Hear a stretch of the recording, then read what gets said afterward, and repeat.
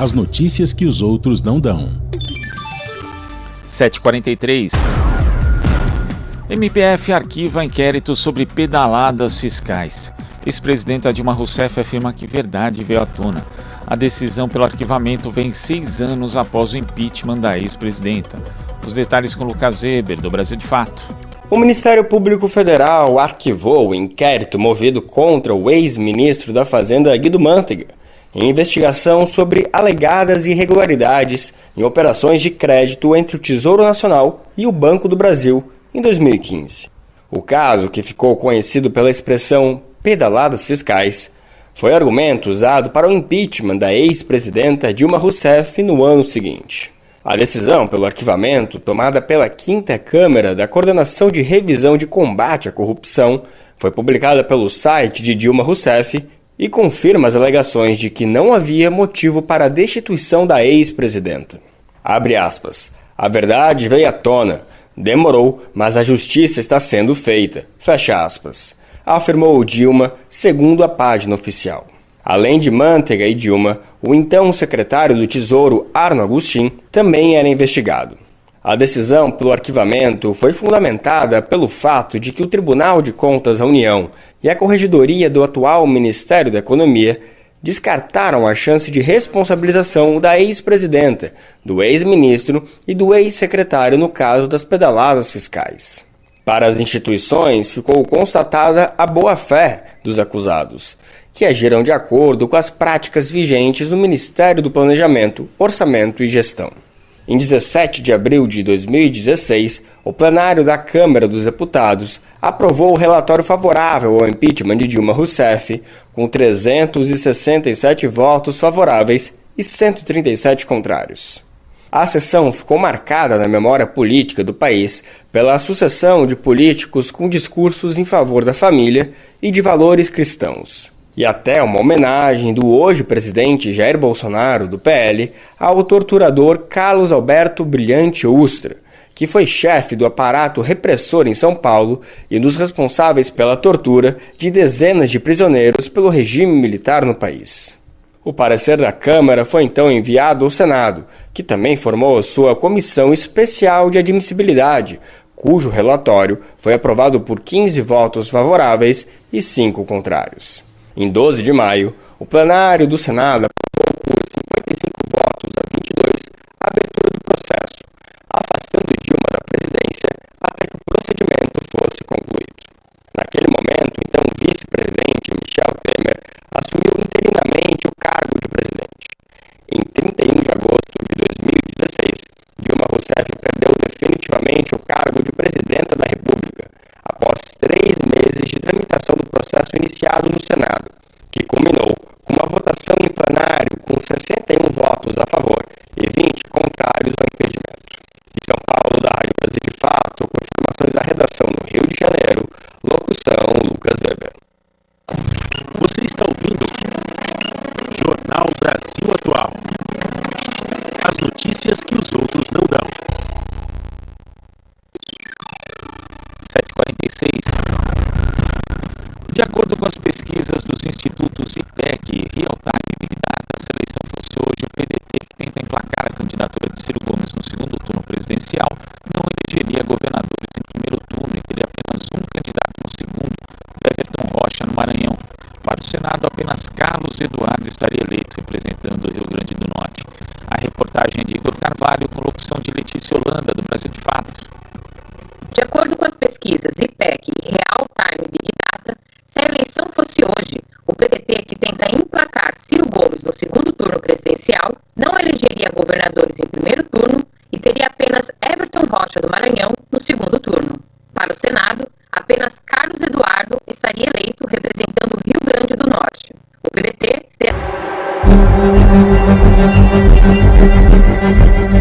Atentados que causem a morte de mulheres em razão de sua atividade política e agressões físicas com o propósito de prejudicar seus direitos políticos são exemplos da violência política de gênero.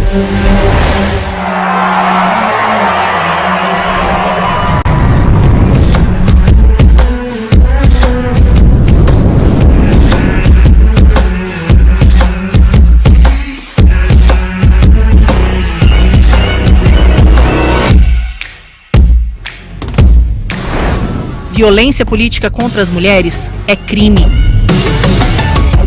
Faça sua denúncia na página do TRE do seu estado, site do TSE ou acesse o canal de denúncias do Ministério Público Federal.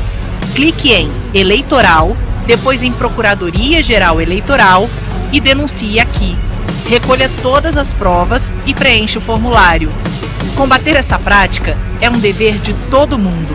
Seja você a mudança.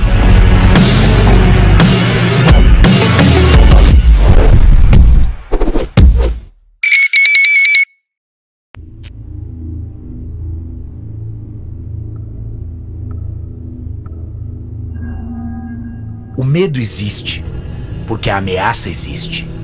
A insegurança vem de experiências reais. Nos encontra pelas frestas de nossas casas, atravessa as ruas, multiplica-se pela cidade. A cada 25 minutos, um jovem negro é morto no Brasil. São mortes violentas que têm aumentado nos últimos anos. O racismo é a principal causa do genocídio da juventude negra. Entre 2002 e 2011, o número de homicídios entre jovens brancos caiu 40%. Já entre os negros foi o contrário. As mortes aumentaram 24%. Um jovem negro tem 2 vezes mais chances de ser morto do que um branco. É preciso enfrentar o racismo, vencer o medo, mudar as estatísticas.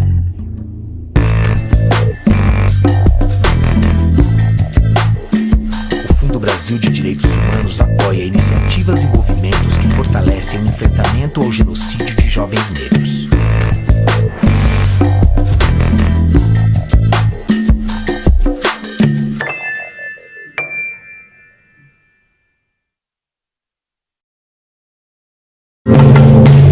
Informação, vocês sabem, é um item cada vez mais precioso.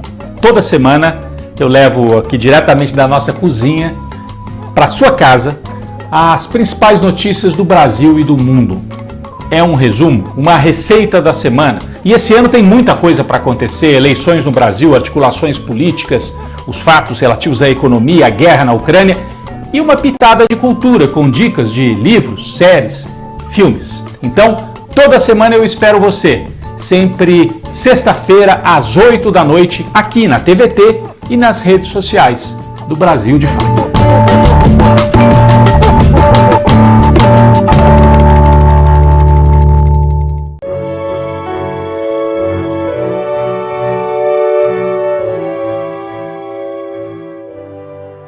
Acho que essa emancipação hoje é um processo de autonomia que garanta às mulheres negras estarem nos lugares de decisão. É conseguir fazer essa disputa simbólica, mas também fazer a disputa objetiva. É garantir que não sejam apenas editais de cultura, mas que seja orçamento de cultura. É garantir que as mulheres negras estejam à frente, fortalecendo, organizando, dando a linha do processo da política, já que somos as mais vulneráveis. Acho que isso é uma emancipação que também passa pelo que nós falávamos anteriormente, dessa relação com o black, com a força dos tecidos, das cores, do reforçar. Tem também, mas ela precisa ser vista no esporte. A Marta não pode ser, né? A Marta, jogadora do futebol, não pode ser a exceção. Essa Helena Willis, a jogadora a gente tem tantas mulheres numa disputa onde o Estado, num processo de bem-estar social, num processo de fortalecimento, num processo de organização, pode garantir incentivos, pode garantir que essas mulheres estejam galgando novos espaços. Foi assim que, por exemplo, a partir do processo da educação, eu me construí. Essa emancipação é que nós mulheres negras, tenhamos a oportunidade garantida. Saímos desse lugar, infelizmente, da base da pirâmide para estar aqui em cima, nos espaços de decisão.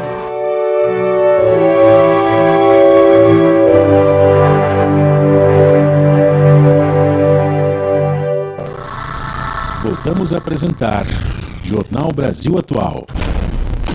As notícias que os outros não dão. 7h52.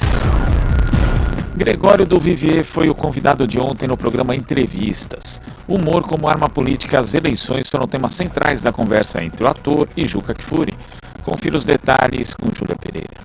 A vida de Gregório Vivier começou cedo. Aos 9 anos de idade, no tablado tradicional Escola Brasileira de Teatro, fundada no Rio de Janeiro. O carioca não se limitou aos palcos, como também trabalhou em novelas e cinemas, tanto na frente das câmeras como por trás das produções audiovisuais. Graduado em Letras pela PUC do Rio de Janeiro, Gregório também dedicou-se à escrita, publicando obras elogiadas por nomes como Milor Fernandes e Ferreira Goulart. O ator, escritor e roteirista enxerga a arte como ferramenta de construção da identidade nacional e defende a reinvenção do Brasil a partir do fortalecimento da cultura. Acho que a gente precisa muito reinventar o Brasil, a partir, claro, do que a gente tem, mas olhar para frente, para o futuro, sem deixar de ter esses olhos também para trás e inventar um país que contemple nossa diferença, nossa diversidade,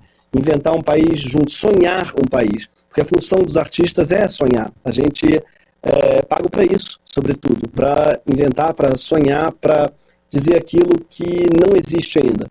O Gilberto Gil tem uma frase linda, né, que perguntaram para ele: você sabe o que o povo quer? Aí o Gil respondeu: o povo sabe o que quer, ele quer o que não sabe. Eu acho essa frase muito linda. E cabe, os artistas, eles têm esse tipo de conexão, de dar ao povo aquilo que o povo não sabe que quer, ou melhor, sabe que quer, não sabendo o que é. Foi no humor que Gregório do Vivier se destacou a partir de 2012 como um dos criadores do Porta dos Fundos, canal de esquetes no YouTube. Anos mais tarde, em 2017, estreou um noticiário humorístico no canal HBO. O carioca observa as mudanças sofridas pelo humor ao longo do tempo, ao que ele se refere como um processo de politização. Eu acho que o humor, que sempre foi político, ele está tomando cada vez mais, acho que ele passou por um processo de politização, no sentido de responsabilização do humorista. E muito humorista reclamou a beça e reclama até hoje, dizendo que está muito difícil fazer humor, que o mundo está chato. Mas assim, você escolheu essa profissão porque era fácil? Essa daí foi por isso que você virou humorista? Eu espero que não, né? É para ser difícil mesmo. Você está fazendo uma coisa que é muito complexa. A operação de fazer rir, ela é complexa. Você está sempre dizendo alguma coisa, você está sempre revelando alguma coisa, sempre ajudando a revelar algo para as pessoas. E essa escolha, ela é política. Então, hoje o que acontece é que o humorista ele é confrontado. Perguntas para o humorista: o que você quis dizer com essa piada? E não aceitam a resposta: era só uma piada. E eu acho que não tem que aceitar mesmo, porque a piada é o nosso ganha-pão, a gente ganha dinheiro com piada. Não é somente no humor que a politização está presente na vida de Gregório do Vivier. Ao comentar sobre o atual cenário político brasileiro, o carioca defendeu o voto útil nessas eleições, segundo ele, para manter viva a democracia brasileira. Uma democracia, a gente não vota somente em quem a gente acredita. Não, nem no primeiro turno. A democracia, ela é um exercício de gradação dos males, cotidiano. Todo dia a gente tem que pesar como é que as nossas atitudes vão influenciar dentro do jogo político. E como é que um voto tem mil bifurcações possíveis. Então, por exemplo, o pensamento que você tem para uma eleição de 2 turnos como de presidente é completamente diferente do que você tem para de senador, que tem um turno só, né? E a mesma coisa vale para deputado federal, estadual, é um outro pensamento, que você tem que pensar também no qual é o partido da pessoa, porque ela pode carregar junto com ela um monte de outras pessoas que você não concorda, enfim, tudo isso tem que pesar. Então essa coisa de tem que votar em quem você gosta mais no primeiro turno, é assim que funciona? Não é assim que funciona, especialmente quando a gente tem uma ameaça inegável à democracia, como é o caso do Bolsonaro. A íntegra da conversa entre Juca Kfouri e Gregório do Vivier está disponível no YouTube. O programa Entrevistas vai ao ar todas as quintas-feiras, agora em novo horário, às 10 horas da noite. Júlia Pereira, Rádio Brasil Atual e TVT. Você está ouvindo Jornal Brasil Atual. As notícias que os outros não dão. Agora são 7h58. As eleitoras e os eleitores que possuem algum tipo de deficiência, como auditiva, visual ou física, possuem direitos específicos no dia da votação. Eles buscam garantir o pleno direito do cidadão ao voto, conforme as regras definidas pelo Tribunal Superior Eleitoral, o TSE. Confira na matéria de Mariana Lemos com locução de Thalita Pires. As eleitoras e os eleitores que possuem algum tipo de deficiência, como auditiva, visual ou física, possuem direitos específicos no dia da votação. Conforme as regras definidas pelo Tribunal Superior Eleitoral, o objetivo é garantir o pleno direito do cidadão ao voto. Ao chegar no local de votação, é importante que o eleitor informe ao mesário as suas limitações. A partir daí, a Justiça Eleitoral irá providenciar as adequações necessárias. Caso o eleitor já tenha realizado algum requerimento, como por exemplo a transferência para uma sessão eleitoral com acessibilidade, os mesários deverão estar cientes da necessidade do uso de recursos especiais. Vale lembrar que se você solicitou uma sessão eleitoral com acessibilidade, é possível conferir o local de votação acessando o site do TSE ou então pelo aplicativo do e-Título, disponível para os sistemas Android e iOS de celulares. O TSE garante que o eleitor possa contar com a ajuda de uma pessoa de confiança na hora do voto. Para isso, é necessário que o presidente da mesa receptora de votos autorize a presença desta pessoa na cabine de votação. Caso necessário, o acompanhante poderá auxiliar o eleitor, inclusive a digitar os números na urna. A condição para que o acompanhante esteja na cabine junto com o eleitor é que a presença dele seja imprescindível para que a votação ocorra. É importante ressaltar que o acompanhante não pode estar a serviço da Justiça Eleitoral, nem de partido político ou de federação partidária. Todas as urnas eletrônicas são preparadas para atender pessoas com deficiência visual. Ou seja, além do sistema Braille, os locais de votação disponibilizam fones de ouvido para que o eleitor com deficiência visual receba sinais sonoros com a indicação do número escolhido e do nome do candidato. De São Paulo, da Rádio Brasil de Fato, com reportagem de Mariana Lemos, Thalita Pires. Brasil de Fato, uma visão popular nas eleições 2022. Acompanhe a cobertura completa no site brasildefato.com.br. Estamos apresentando Jornal Brasil Atual. As notícias que os outros não dão.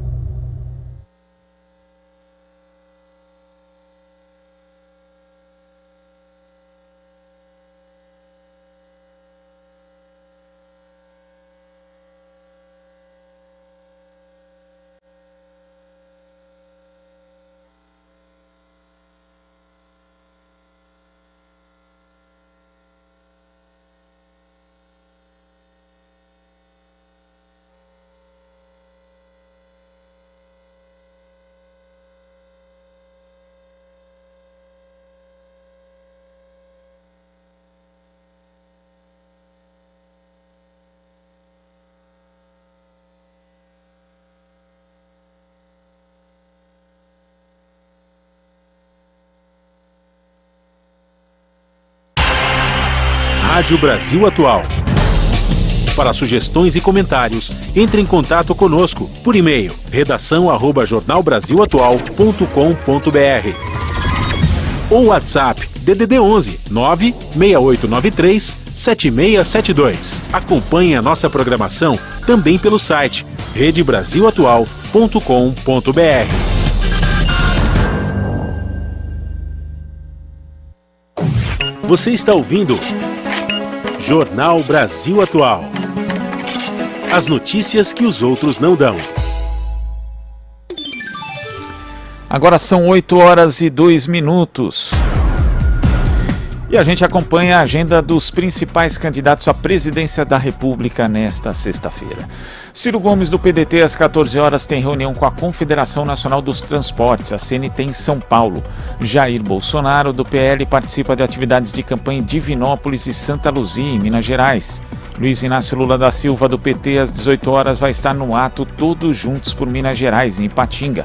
Simone Tebet, do MDB, às 10h30, visita o Centro de Treinamento Paralímpico em São Paulo. Às 16h30, ela vai à Universidade Zumbi dos Palmares, também na capital paulista. E agora os compromissos de hoje dos candidatos ao governo do estado de São Paulo. Fernando Haddad, do PT, dará entrevista às 8h30 à Rádio Morada de Araraquara e às 11 horas à TV Vanguarda de São José dos Campos. Às 14h30, o candidato petista participa de sabatina na Associação Comercial Industrial de São José dos Campos, onde também participa de ato no Largo da Igreja São Benedito, no centro da cidade. Às 6 da tarde, entra ao vivo na TV Diário de Mogi das Cruzes. Tarcísio de Freitas, do Republicanos, visita às 9 horas da manhã o centro de compostagem em Campinas. Na mesma cidade, participa de sabatina às 11 horas da manhã na IPTV. O candidato visita a pista do Aeroporto Civil do Guarujá às 5 da tarde para pais, professores e alunos da técnica Alberto Santos Dumont às 6 da tarde. Já em Santos, ele tem sabatina prevista para as 19 horas na TV Tribuna. Rodrigo Garcia, do PSDB, não divulgou a agenda até o momento. Agora são 8 horas e 4 minutos. Dívidas, bicos e moradias precárias. Como vivem os demitidos pela Lava Jato em Pernambuco? A operação liderada por ex-juiz Sérgio Moro gerou um quadro de 4.400.000 novos desempregados, segundo o DIEESE. Confira na reportagem de Pedro Estorpaçolas, do Brasil de Fato. A gente continua desempregado do mesmo jeito. Eu mesmo já tenho 6 anos desempregado. Aí não sei se adiantou ou se não adiantou esse negócio de combate à corrupção. Porque teve a corrupção, mas todo mundo estava trabalhando. Todo mundo estava botando o pão de cada dia dentro de casa. O relato de Ubiraí de Carvalho Santos, conhecido como Bira, simboliza o drama de centenas de famílias que vivem no sítio Areal. Ocupação erguida por ex-trabalhadores de empresas inseridas dentro do complexo de Suape, em Cabo de Santo Agostinho, a 34 quilômetros de Recife. Baiano de Camaçari, seu último emprego como pintor industrial foi em 2015. Desde lá não consegue mais nenhuma assinatura na carteira de trabalho. Nós que recebemos todos os impactos, é tanto que tem mais de 12 milhões de desempregados, né, no Brasil. Segundo o DIEESE, a Operação Lava Jato foi responsável por 4,4 milhões de novos desempregados no país. Os setores de petróleo, gás e construção civil foram os mais afetados. A operação provocou o rompimento de contratos entre a Petrobras e empreiteiras, paralisando obras de infraestrutura em todo o país, como lembra a Bira. Quando a gente chegou no portão, ninguém entra e ninguém sai. Aí no caso foi repetindo, né? Porque quando a gente chegou, o ônibus chegou lá para trabalhar, o portão fechado. Nesta reportagem especial sobre a vida dos demitidos pela Lava Jato, o Brasil de Fato foi até o sítio Areal e reuniu ex-trabalhadores para um bate-papo. O intuito? Analisar o impacto social e econômico das demissões em massa na região. O sítio Areal, onde vivem aproximadamente 1.000 pessoas, fica no distrito de Nazaré, entre as praias de Guaibu e Suape, dentro do Parque Metropolitano Armando Cavalcante de Holanda, uma área administrada pelo complexo de Suape. A paraense Marcicléia Souza veio com o marido e mais 2 filhos para a região de Suape em 2012.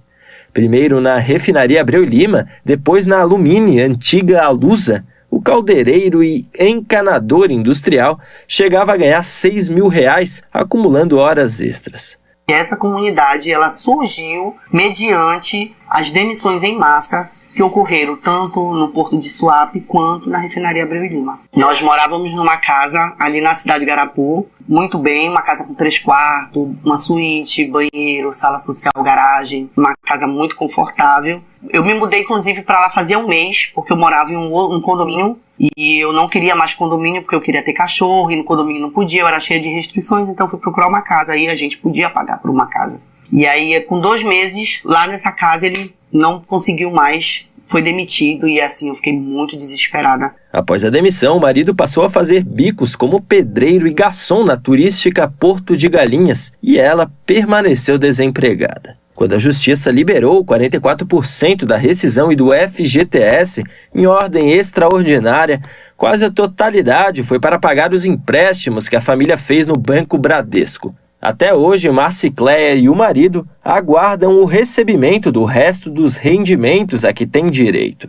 Então todo mundo era culpado, todo mundo lavou dinheiro, todo mundo superfaturou obras e por isso que estava sendo feita aquela operação. Porém, eles em nenhum momento se preocuparam com as pessoas que trabalhavam nessas empresas. Em 2018, Marcicléia conseguiu vender um terreno da família em Barcarena, no Pará, sua cidade natal. Foi com o dinheiro que ela construiu um banheiro, um segundo quarto e a garagem que abriga o carro da família, que não sai do local há pelo menos 4 anos. Já Maria Deisiane veio de Dias d'Ávila, na Bahia, também com o marido em busca de trabalho no porto de Suape. Chegou a fazer os exames médicos, mas nem chegou a começar. O marido, também baiano, viu a empresa ter o contrato suspenso com a Petrobras. Ele morreu desempregado há 4 meses. Hoje, viúva, Maria cria 3 crianças com a renda que ganha vendendo acarajés na comunidade. Eu conheço um ditado que diz assim: a corda quebra o lado mais fraco. Isso afetou nós trabalhadores. Porque assim, os grandes empresários, eles manteve seu patamar de vida.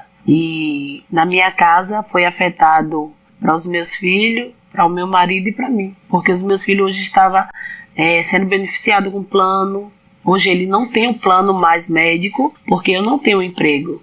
Segundo o Instituto Brasileiro de Geografia e Estatística, em Cabo de Santo Agostinho, apenas 19,8% da população tem emprego formal e quase metade da população recebe até um salário mínimo por mês. Maria lamenta. Viemos para aqui, saímos da nossa terra, em busca de um sonho, e hoje a gente vive um pesadelo. Ignorando o drama que causara milhares de trabalhadores, o Ministério Público Federal do Paraná anunciou no dia 24 de junho de 2021 que a Lava Jato atingira a marca de 6 bilhões de reais devolvidos aos cofres públicos. Em abril deste ano, um novo anúncio, desta vez reiterando que ao longo dos últimos 7 anos, os acordos de leniência e delações premiadas garantiram a devolução de 25 bilhões de reais. Ambos valores não se comparam aos prejuízos estimados pelo Departamento Intersindical de Estatísticas e Estudos Socioeconômicos, o DIESE. Segundo a entidade, a operação fez o Brasil perder 170,2 bilhões em investimentos e provocou uma queda de 3,8% no Produto Interno Bruto. O DIESE analisou o conjunto de documentos oficiais, como os do Tribunal de Contas da União, e também as mais de 50 obras e projetos paralisados por conta da operação. E também o faturamento da Petrobras e como a empresa mudou a alocação de investimentos após a Lava Jato. O início do colapso se deu no dia 28 de janeiro de 2015, quando Sérgio Moro, então juiz da Lava Jato, recomendou a suspensão imediata dos contratos da Petrobras com empresas sob investigação, em um ofício entregue ao Superior Tribunal de Justiça. O pedido incluía a interrupção mesmo de obras em andamento ou praticamente finalizadas. Somente no setor de infraestrutura, um estudo divulgado pelo Sindicato das Indústrias da Construção Pesada mostra que o Brasil deixou de arrecadar 4 vezes mais do que tudo que a Lava Jato diz que recuperou. Em 2012, o orçamento do governo federal para a infraestrutura caiu 60%, de 114 bilhões para 43 bilhões neste ano. 1 em cada 5 empresas no setor faliu e 1,3 milhão de postos de trabalho foram fechados. Fausto Augusto Júnior, diretor técnico do DIESE, explica que existem mecanismos para combater a corrupção com custos sociais e impactos econômicos muito menores do que o observado no caso da Lava Jato. A gente perdeu alguma coisa perto de quase 50 bilhões de impostos que poderiam ter sido arrecadados se tivesse tido uma outra política em relação à Lava Jato. Você, na verdade, deixou de gerar quase 250 bilhões de riquezas a partir de todo o desmonte dos investimentos que a Lava Jato trouxe. Então são dados bastante significativos, né? Só para você ter uma ideia, né? Só entre Previdência e FGTS, né, que tem a ver com salário propriamente dito, o Brasil deixou de arrecadar por volta de 86 bilhões. Punir os altos executivos, prezando pela sobrevivência das empresas, foi uma estratégia usada pela Alemanha no combate à corrupção nas 2 primeiras décadas do século XXI. O país hoje está entre os 10 melhores ranqueados na edição de 2021 do Ranking da Corrupção, elaborado pela ONG Transparência Internacional, que calcula o índice de percepção da corrupção entre as nações desde 1995. Os alemães chegam a esse resultado mesmo tendo enfrentado 2 escândalos de corrupção de repercussão internacional, no caso Siemens, em 2005, e na Volkswagen, em 2015. Em ambos os casos, o Ministério Público de Munique e o Poder Judiciário alemão puniu as empresas, prendeu executivos e exigiu a troca, no caso da Siemens, de toda a diretoria do conglomerado. Os trabalhadores do chão de fábrica, no entanto, permaneceram empregados e as empresas recuperaram sua posição estratégica na economia alemã. De São Paulo, da Rádio Brasil de Fato, Pedro Estropaçolas. Estamos apresentando Jornal Brasil Atual. As notícias que os outros não dão.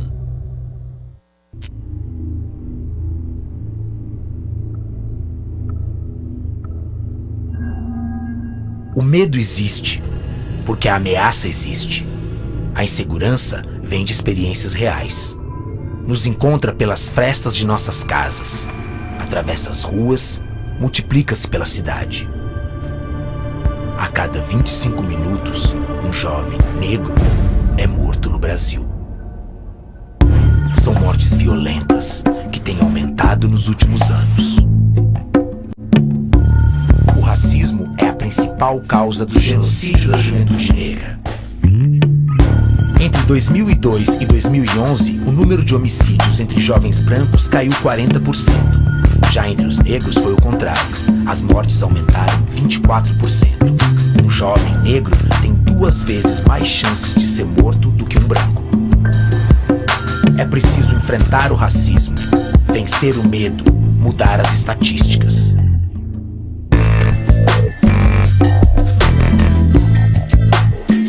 O Fundo Brasil de Direitos Humanos apoia iniciativas e movimentos que fortalecem o enfrentamento ao genocídio de jovens negros.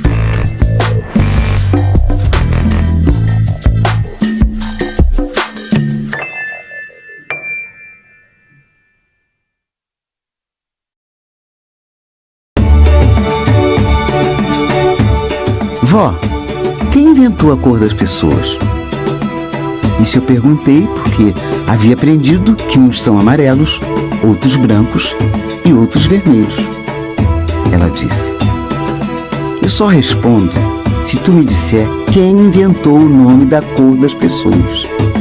As nossas histórias foram contadas por outros e esse espaço da escrita foi negado pra gente por muito tempo. Esse espaço atual de representação da menina negra, ressignificado, ele só vai promover mesmo essa identificação positiva, né, afirmativa. Eu faço literatura negra e ponto.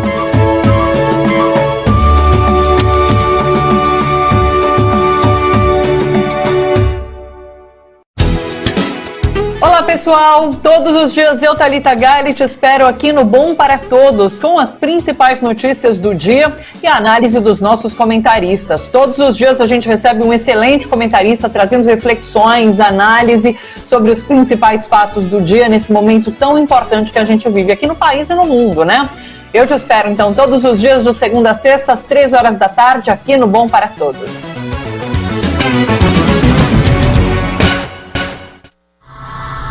Voltamos a apresentar Jornal Brasil Atual. As notícias que os outros não dão. Agora são 8h16. Mesmo preso, o suposto mandante das mortes de Bruno e Dom mantém negócios ilegais no Javari. Uma balsa negocia pirarucu ilegal sob o comando do filho de Colômbia, que ameaça indígenas. Os detalhes com Murilo Pajola, do Brasil de Fato.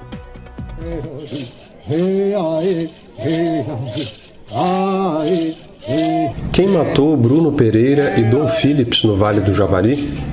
As investigações da Polícia Federal conseguiram responder essa pergunta, confirmando as suspeitas dos indígenas. 3 pescadores estão presos, suspeitos de participar diretamente nas mortes. Mas quem mandou matar Bruno e Dom?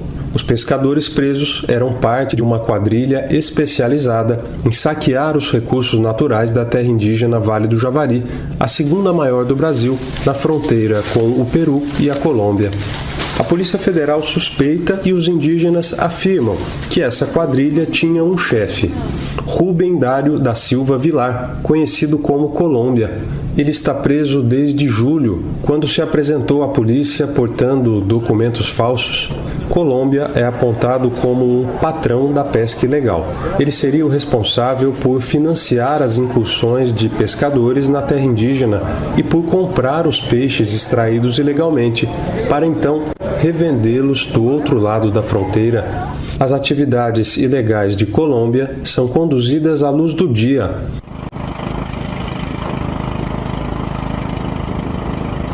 Nós embarcamos no rio Javari, cruzamos a divisa com o Peru e encontramos uma das balsas que pertence à Colômbia.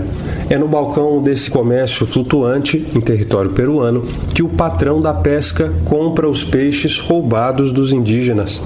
As imagens foram feitas em setembro de 2022, 2 meses após Colômbia ter sido preso. Na ausência do pai, quem conduz os negócios hoje é o filho de Colômbia, que continua ameaçando quem defende a terra indígena.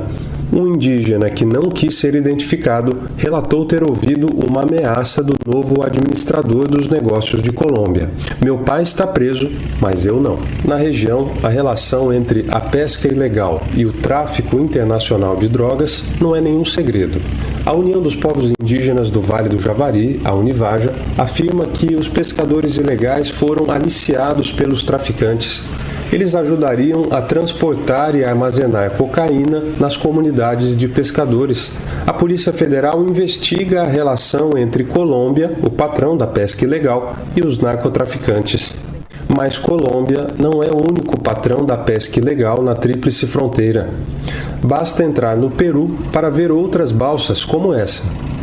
Em espanhol, o cartaz anuncia a compra de pescado no atacado e no varejo, e dá os telefones para quem quiser entrar em contato. Na parte de baixo do cartaz, a imagem é de um pirarucu, um dos produtos com maior valor comercial. Do lado brasileiro, essa região é patrulhada pela Marinha, mas nada é feito para deter o contrabando. No Peru, o pirarucu é pescado e comercializado livremente. No Brasil, a pesca é proibida, a não ser que venha de áreas regulamentadas com plano de manejo.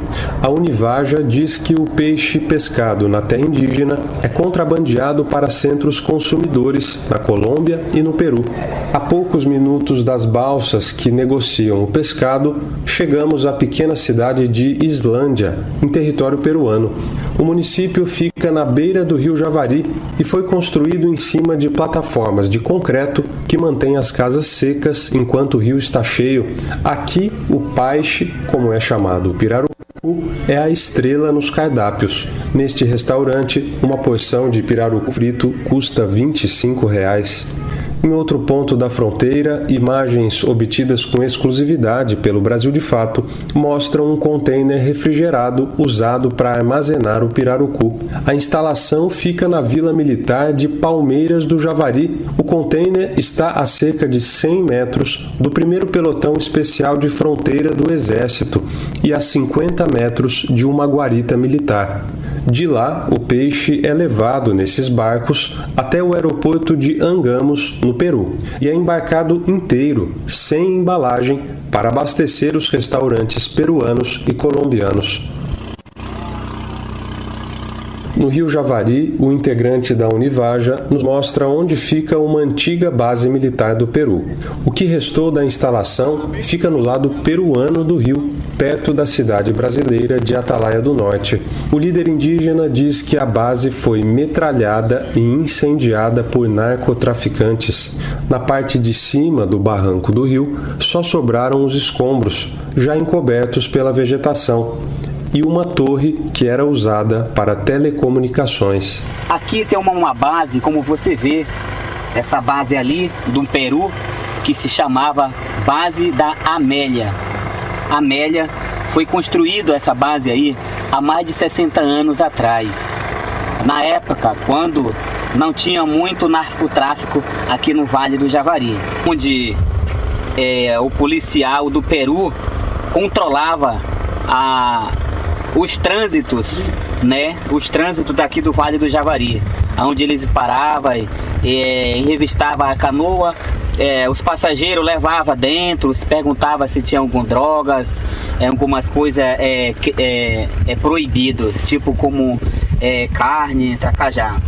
E no mesmo tempo também, né, essa base ali, ela também confrontava o narcotráfico.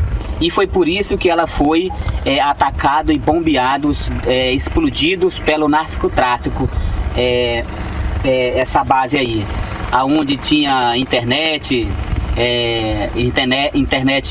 boa, né, onde articulava com sua equipe. O Brasil, de fato, não localizou o contato da defesa de Colômbia. Sobre o descontrole na Tríplice Fronteira, a reportagem pediu esclarecimentos ao Ministério da Defesa, pasta que comanda as Forças Armadas. Se houver posicionamento de algum dos citados, a reportagem disponível no site do Brasil de Fato será atualizada. De Lábrea, no Amazonas, da Rádio Brasil de Fato, Murilo Pajola. Estamos apresentando Jornal Brasil Atual. As notícias que os outros não dão. A água é essencial à vida e um direito fundamental para todos. Com objetivos socioeducativos, o projeto Conexão Água, do Ministério Público Federal, em parceria com o Conselho Nacional do Ministério Público, a Associação Brasileira dos Membros do Ministério Público de Meio Ambiente e a Sociedade Civil Organizada, lançam a ferramenta A Água Boa de Beber, que facilita o acesso a dados de qualidade da água.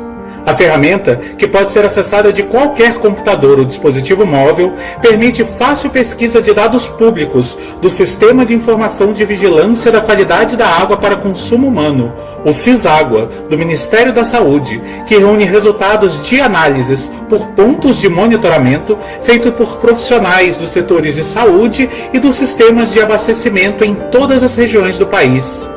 O Água Boa de Beber permite ao cidadão saber sobre os riscos que as substâncias encontradas na água possam representar para a sua saúde e para o meio ambiente.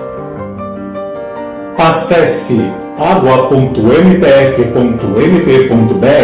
e participe da defesa da água de qualidade.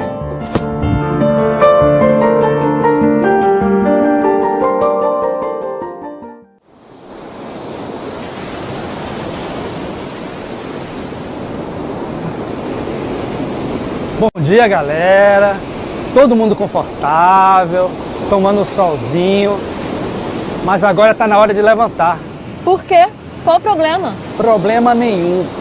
Só que eu comprei essa faixa de areia e aqui só fica quem eu quiser. Você tá maluco? Comprou a praia? A praia é pública. Era pública? Era.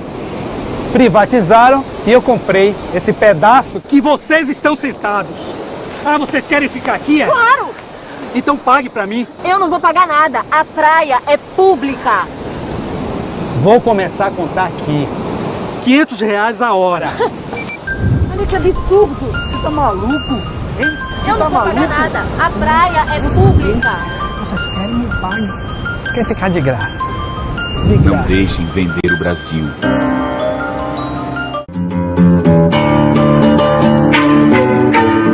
Renata Belzunces, socióloga e economista do DIEESE, e este é o Giro Sindical estreando na TVT.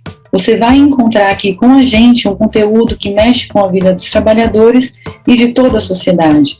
Por aqui passarão vários dirigentes sindicais, especialistas em economia, especialistas em sociologia, pessoas que militam no dia a dia dos movimentos sociais e que muito têm a contribuir para a gente entender esse Brasil de hoje.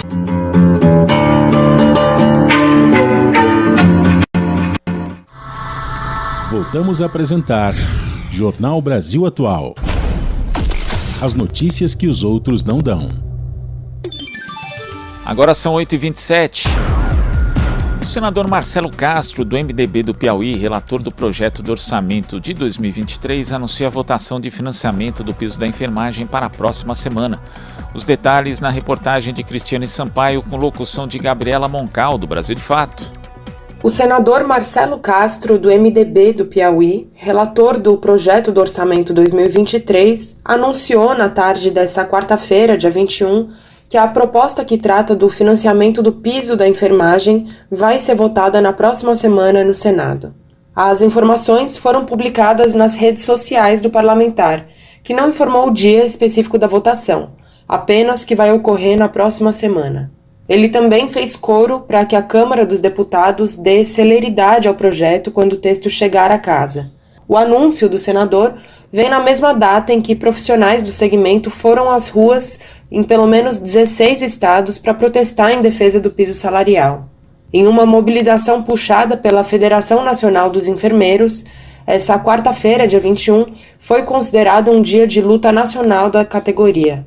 Castro, que foi ministro da Saúde no governo Dilma, do PT, também entoou a defesa do cumprimento dos valores salariais previstos pela Lei 14.434 de 2022. Ela entrou em vigor em agosto e estipulou pisos para enfermeiros, técnicos, auxiliares e parteiras.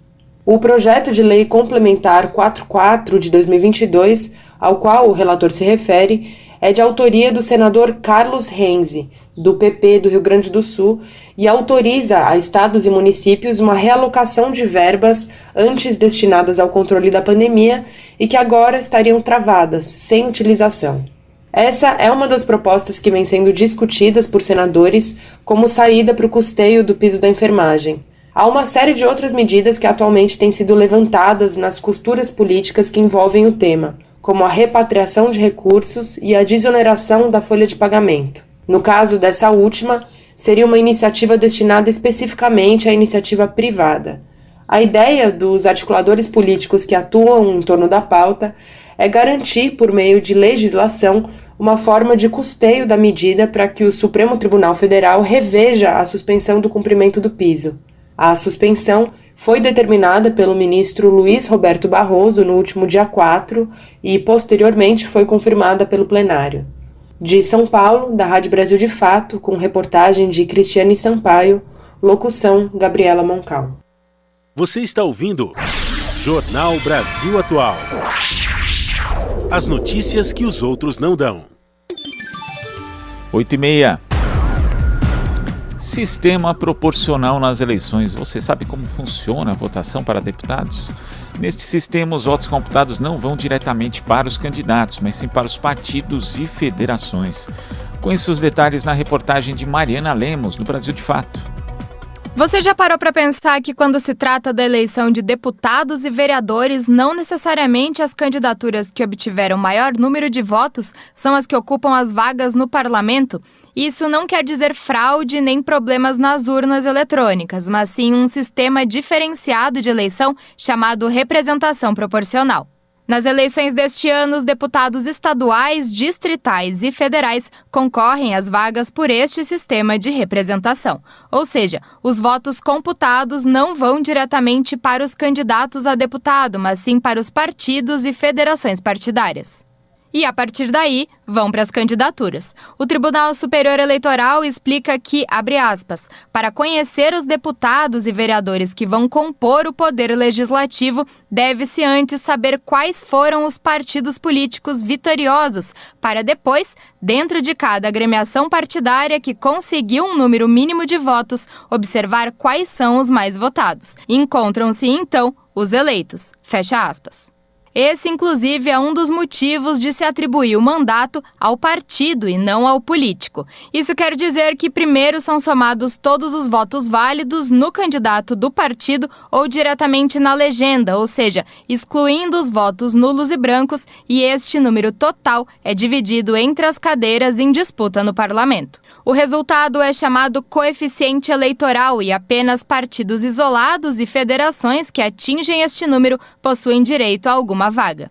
Feito isso, é necessário obter novamente o número de votos válidos no candidato ou na legenda e dividir este número pelo coeficiente eleitoral. O resultado dessa segunda conta chama-se coeficiente partidário e corresponde ao número de cadeiras a serem ocupadas. De São Paulo, da Rádio Brasil de Fato, Mariana Lemos.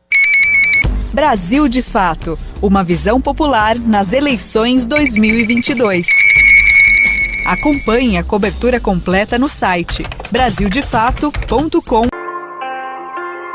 Faço uma mandinga pro terror. É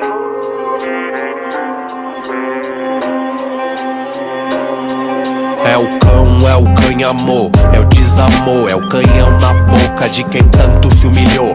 Inveja é uma desgraça, lastro de rancor, e cocaína é uma igreja gringa de lecherô. Pra cada rap escrito, uma alma que se salva. O rosto do carvoeiro é o Brasil que mostra a cara. É muito blasé e falha, a língua é uma piranha. Aqui é só trabalho, sorte é pras crianças que vê o professor em desespero na miséria. Que no meio do caminho da educação havia uma pedra, e havia uma pedra no meio do caminho. Ele não é preto velho, mas no bolso leva um cachimbo. É o deslize, Stark, zói branco, repara o brilho. Chewbacca na penha, maisena com pó de vidro. Comerciais de TV, glamour pra alcoolismo. E é o Kinect do Xbox por 2 buchas de 5.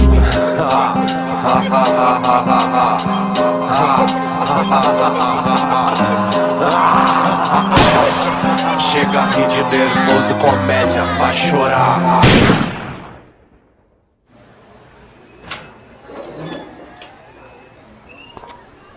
30 mil jovens por ano são vítimas de homicídios no Brasil. 77% são negros. Queremos ver os jovens vivos. Participe. Acesse anistia.org.br. De segunda a sexta-feira, às 7h, no seu jornal, você acompanha os fatos que influenciam o dia a dia dos brasileiros e as lutas por direitos humanos, por democracia e justiça social. Seu jornal, jornalismo que provoca e estimula a reflexão sobre as realidades dos trabalhadores e dos movimentos populares. Voltamos a apresentar Jornal Brasil Atual. As notícias que os outros não dão. Agora são 8h34. A gente chama Marilu Cabanhas. Bom dia, Marilu. Oi, Glauco. Oi, Glauco. Oi, Glauco. Oi, Glauco. Oi, Glauco. Estão acompanhando gente aqui pela rádio.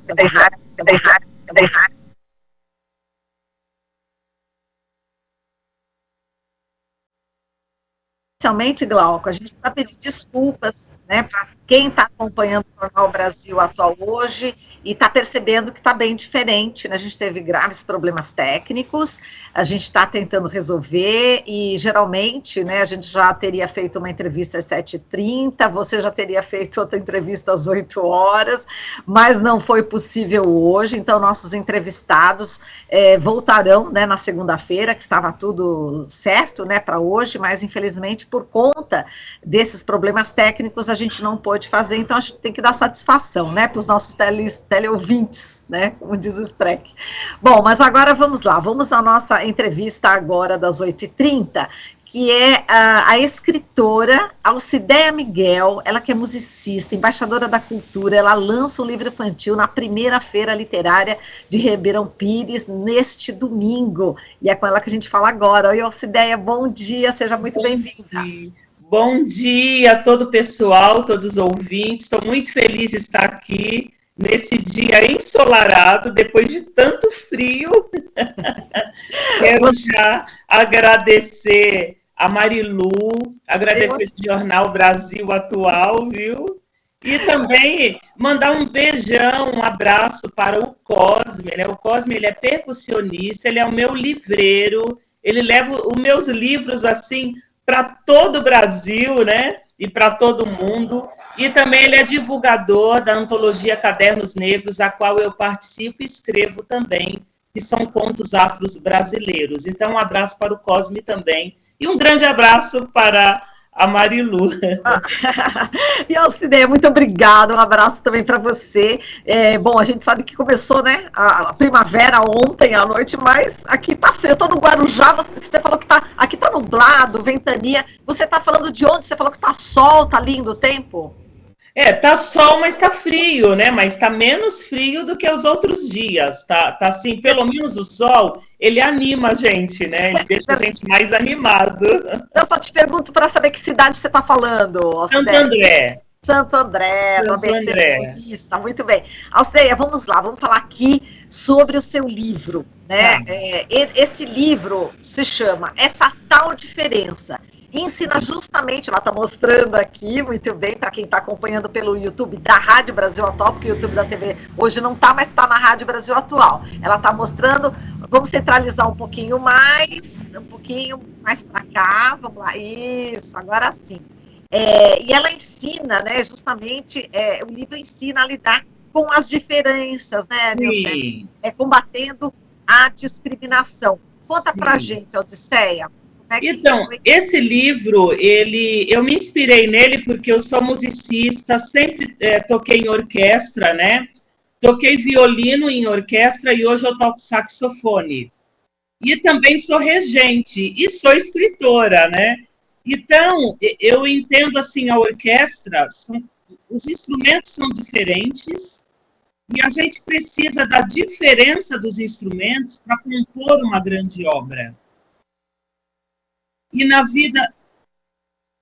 vida da gente, a mesma forma, a gente precisa das diferenças das pessoas para compor uma história de vida, para compor uns grandes projetos, e não rejeitar a diferença do colega, né? Então, as pessoas querem rejeitar as diferenças, mas a gente tem que abraçar as diferenças e unir diferenças para fazer um mundo melhor. E esse livro traz essa mensagem.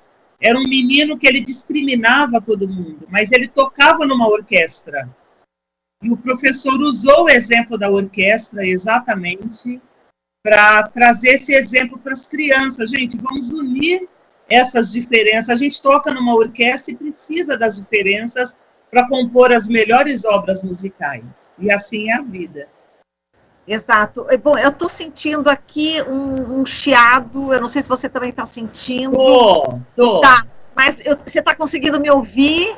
Tô. Eu estou conseguindo te ouvir. Eu espero aqui, os nossos internautas já vão aqui já se manifestar, se está dando para a gente continuar aqui a conversa. Tá. Daqui a pouquinho o pessoal já começa a falar, não dá para ouvir, tá dando, mas enfim, vamos continuar aqui pelo que eu estou vendo. Inclusive, a gente pede desculpa, a gente está com problemas técnicos, né? Eu já expliquei isso já no início, mas vamos lá, vamos continuando aqui, minha querida. A gente está. Então. Chama a atenção, né? Que você coloca justamente esse ambiente, né, da orquestra no livro. A gente viu a capa, tem o professor, né? Que é o maestro, né? E tem uma menininha, não é isso? Tocando, mostra de novo aí a capinha. Isso. Tem a menina negra, porque o Betinho, ele não queria que a menina negra fizesse o dueto com ele na orquestra, porque ela era negra. Sim. Ele não gostava de negro, não gostava de nordestino, de japonês, de quem não usasse roupa de marca, de quem tinha nariz grande, de todas as diferenças ele não gostava. Tudo que fosse diferente incomodava ele. Entendeu? Entendi. De alguma forma, como é que foi a tua trajetória também na orquestra, né? Você é uma mulher negra, linda, maravilhosa, e como é que foi essa trajetória sua? Enfim, sofreu discriminação, não sofreu? Como é que foi a tua história? Olha, na orquestra, no meio musical é uma coisa muito bacana. O meio musical, ele é acolhedor. Porque o meio musical, você está numa orquestra, você toca com criança, jovem, idosos, deficientes, e ele é acolhedor, ele vai olhar para o instrumento que você toca, para a sua desenvoltura no instrumento e para o resultado do seu instrumento. Ele não vai olhar para a sua característica. O Betinho olhava, mas geralmente, num grupo musical, num coral, não se olha. O coral, ele unifica. A música unifica as pessoas. Um grupo musical. Entendi. Agora, a discriminação que eu passei muito já foi em sala de aula, como professora, em festas que eu vou, em bancos, em hotéis, em passeios. no meio social. Tá. E qual dessas discriminações, enfim, te marcou mais, Alcideia, para a gente poder expor, né, essa questão, mas de uma forma bastante respeitosa, bastante, enfim, justamente com esse sentido da gente não discriminar, que é o objetivo do teu livro, né? Olha, a que mais me marcou, assim, foi quando eu dava aula numa escola particular, no início da minha carreira como professora, que os alunos não queriam que eu desse aula naquela escola, era uma escola de alunos com poder aquisitivo muito alto, e eu era a única professora negra. Eles não queriam, então eles escreviam bilhetes para mim.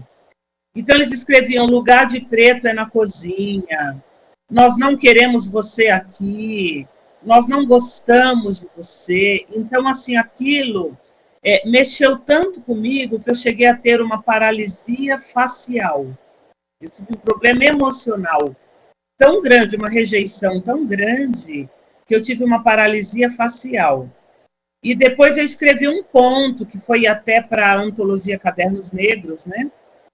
Que chama Quando Pinta Tem 130. Esse conto chama-se, né? Contando essa trajetória, né, dessa discriminação. Isso me marcou muito, né? E no final eu tive que sair da escola, porque a coordenação se colocou assim: olha, você é uma, e os alunos são muitos, eles são os nossos clientes, e você é uma, então você decide. E eu saí.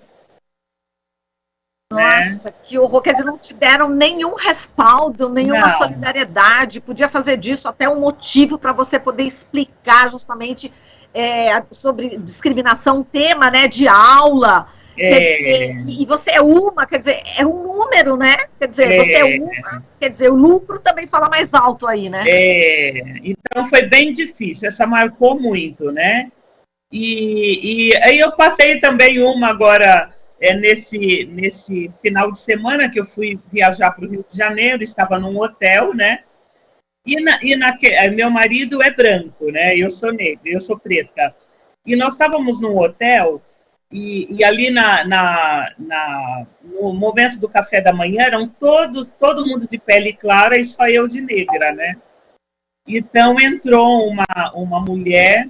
Eu estava em pé com um pratinho na mão e ela se dirigiu a mim, me tratando como a funcionária do hotel, né? A copeira.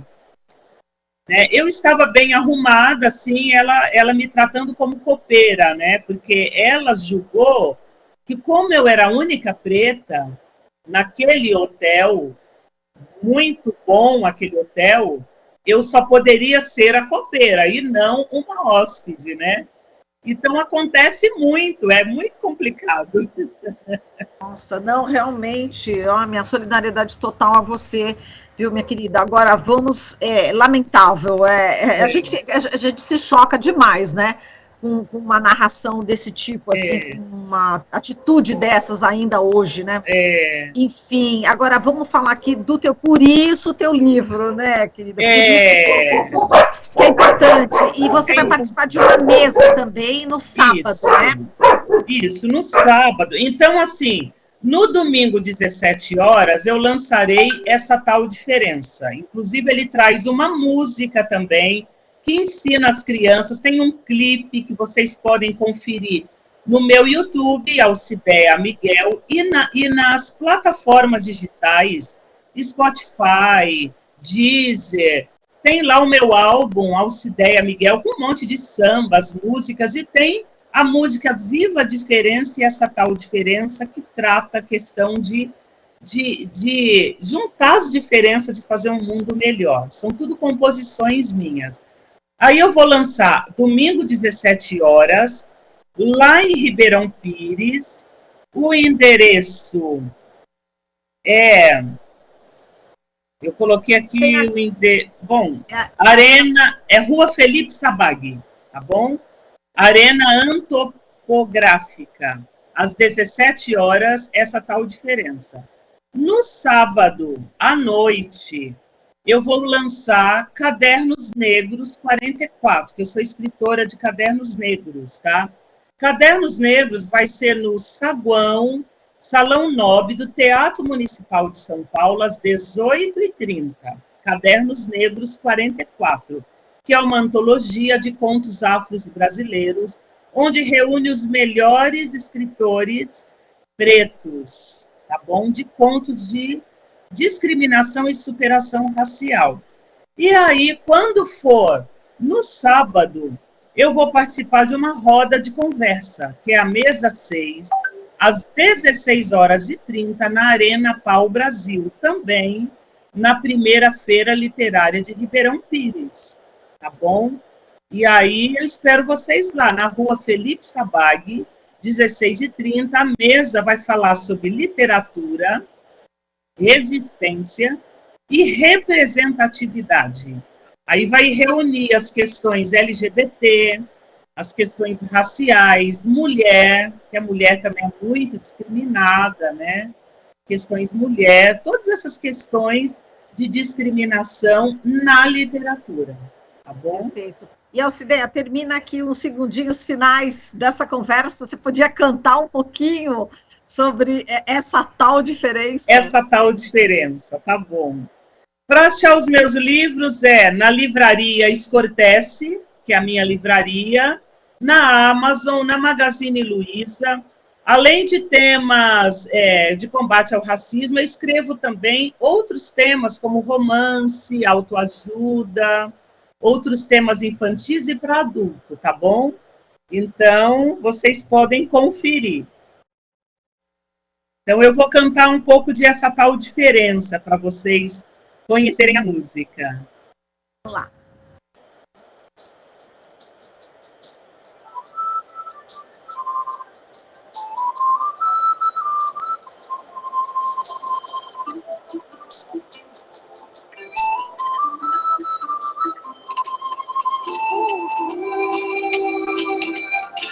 Hey, yeah.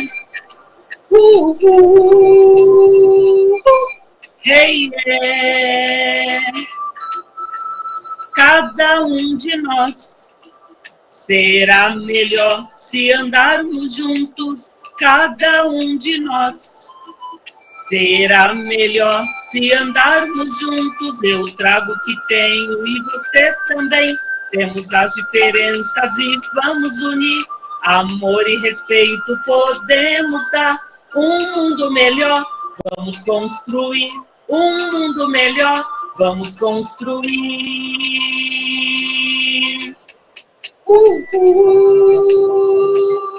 Yeah, yeah. Que maravilha! E aí a gente termina agora o jornal, termina a sua entrevista com essa música maravilhosa, com esse seu astral, essa sua energia.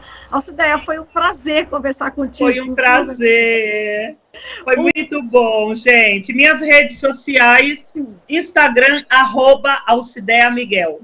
Maravilha! Ó, um beijo para você e parabéns por mais esse livro, Essa Tal Diferença. Um grande abraço para você. Até mais. Um grande abraço. Tchau. Tchauzinho. Tchau, querida. Beijo. Falamos aqui com Alcideia Miguel, escritora, musicista e embaixadora da cultura.